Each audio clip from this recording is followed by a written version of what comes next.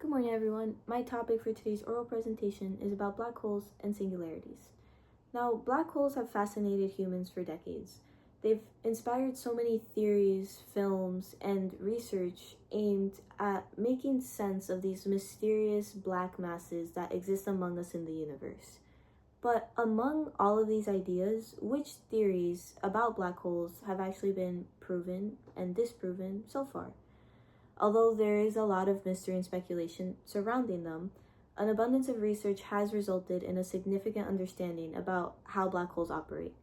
For one, they are black because they neither emit nor reflect light. This is due to the event horizon, which can be thought of as the black hole's surface. Inside this boundary, the velocity needed to escape exceeds the speed of light. This is where the name hole comes from, because nothing entering the event horizon can ever escape, and nothing that happens within them can ever reach an outside observer. This means that black holes are not empty voids or holes, but extremely dense three-dimensional objects with the same kind of gravitational pull a planet would have. From far enough away, they have the same gravitational effect like those of other objects with similar masses. This means that they are not cosmic vacuum cleaners that suck everything in its path. If there's a black hole in our solar system, we would simply orbit around it like we do with the sun, and as long as nothing knocks us into that event horizon. It also means they are not portals that transport you into different points of space. Black holes are huge concentrations of matter packed into very tiny spaces. However, what is inside the boundary of the event horizon that causes a terrifying point of no return? If this is what we know about black holes so far, what are some of the things we don't know? This is where our full understanding of black holes somewhat reaches its end. What lies at the center of the event horizon is the black hole's singularity, a point of infinite density where the mass of the black hole is concentrated in and crushed.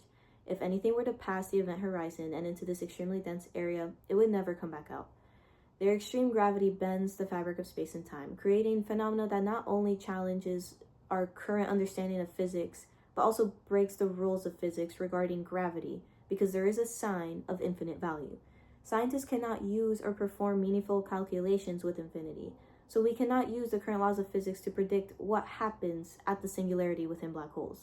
Quoted from a research scientist at the University of Durham in England, the singularity is the most mysterious and problematic part of a black hole. It's where our concepts of space and time literally no longer make sense. If black holes did not have singularities, they would be much more ordinary, end quote. This paradox is so problematic to what we know about physics that scientists are working hard to eliminate this paradox and try and find a reasonable answer as to why black holes behave the way they do. So imagine you're playing your favorite video game and at a certain point there's a bug and your game crashes. It stops working, your game stops working because the bug causing this crash prevents it from working the way it usually does when you're playing. You try to fix it by understanding the underlying issue of the game to get it working again. This bug that causes the crash is our singularities within black holes.